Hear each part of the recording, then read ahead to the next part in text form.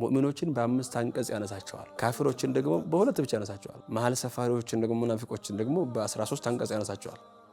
ከዛ በኋላ ይሄ የሱረቱል ፋቲሃ የራሱ ማብራሪያ ጭምር ነው። 30 ጁዝ ለምንድነው 30 ጁዝ ሙሉ የሱረቱል ፋቲሃ? ለዛ ነው አንድ ሰለፍ ምን አለ ምን ሰለፍና ሷሊህ ከቀደምቶች ማለት ነው 30 ጁዝ ቁርአን ቀራውኝና 30 ጁዝ ቁርአን እንዳለ ፋቲሃ ውስጥ አገኘውታል። ፋቲሃን ደግሞ ደጋግሜ ስቀራት የፋቲሃን የ30ውን ጁዝ ቁርአን ኢያከ ነዕቡዱ ወኢያከ ነስተዒን ውስጥ አገኘውታል። ስለዚህ ፋቲሃ ቀላል የምትባል አይደለችም። በውስጧ አላህ ሱብሓነሁ ሰዎች ለሶስት ከከፈላቸው በኋላ የሱረቱል ፋቲሃ ማብራሪያ መሆኗን ሊያሳየንም ጭምር ምን አለ ኢህዲነ ሰራጥ ቀጥተኛውን መንገድ ምራን፣ የሰሃቦች የነቢያቶች የሸሂዶች መንገድ የሆነውን ምራን ካለ በኋላ ገይረል መግዱቢ ዐለይሂም ወለዳሊን ያልተሳሳቱ ያልጠመሙና ያልተቆጣህባቸው የሆኑ ሰዎችን መንገድ አለ የምንጠነቀቃቸው ላንከተላቸው ሚን ጠሪቅል ሁዳ ከቀጥተኛው መንገድ እንዳያወጡን ልንጠነቀቃቸው ላንከተላቸው የሚገቡ ሰዎች እንዳሉና ቀጥተኛው መንገድ ላይ ሆነው ያለፉ ሰዎችም እንዳሉ የሚያሳይ ኢህዲነ ሰራጠል ሙስተቂም ሰራጠል ለዚነ የነዛን ሰዎች መንገድ ምራን